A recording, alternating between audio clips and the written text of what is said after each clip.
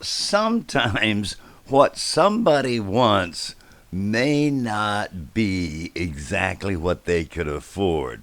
And, some people will make do. Now, I've studied in every school of economics, both literally and figuratively, and, they do call it a dismal science. Probably one of the reasons is if you ask 12 economists an opinion, you'll get 24 answers. And while economics may use mathematics, sometimes a lot of math, it often likes to use charts. And here's a classical one.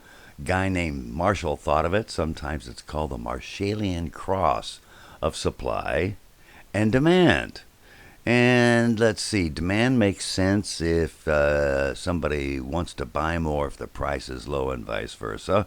And on the other hand, a supplier probably would like to supply more if the price is instead higher. And the intersection of the two, it's argued, is where the price and quantity clear for a market.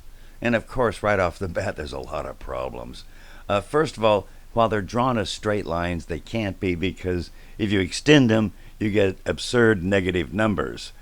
Secondly, to anybody who's been classically trained in math, usually the dependent variable is on the vertical axis, and I've done a version of that here on the right side.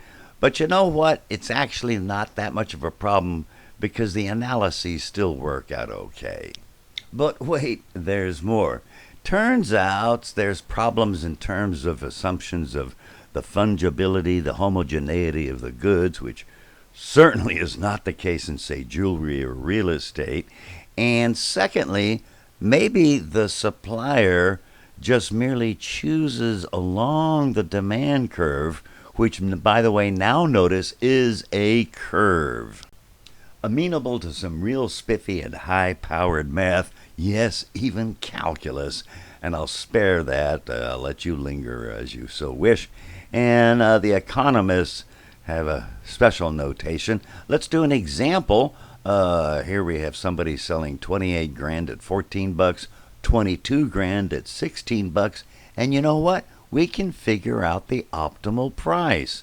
And if you check the two possibilities, the price is indicatively correct.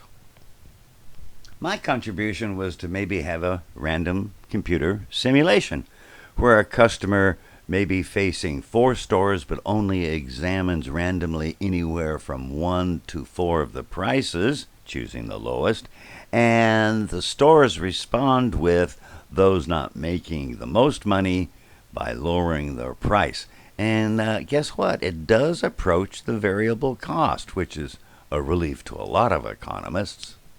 But wait, there's still even more. A guy named John Nash, that movie Beautiful Mind, he pointed out, using even more high-powered math, that people may not agree on their economic goals. Now, true, there is equilibrium. You'll have what we do expect normally, but maybe somebody says, I'll let the other guy have a Rolls Royce, and I can have a Cadillac.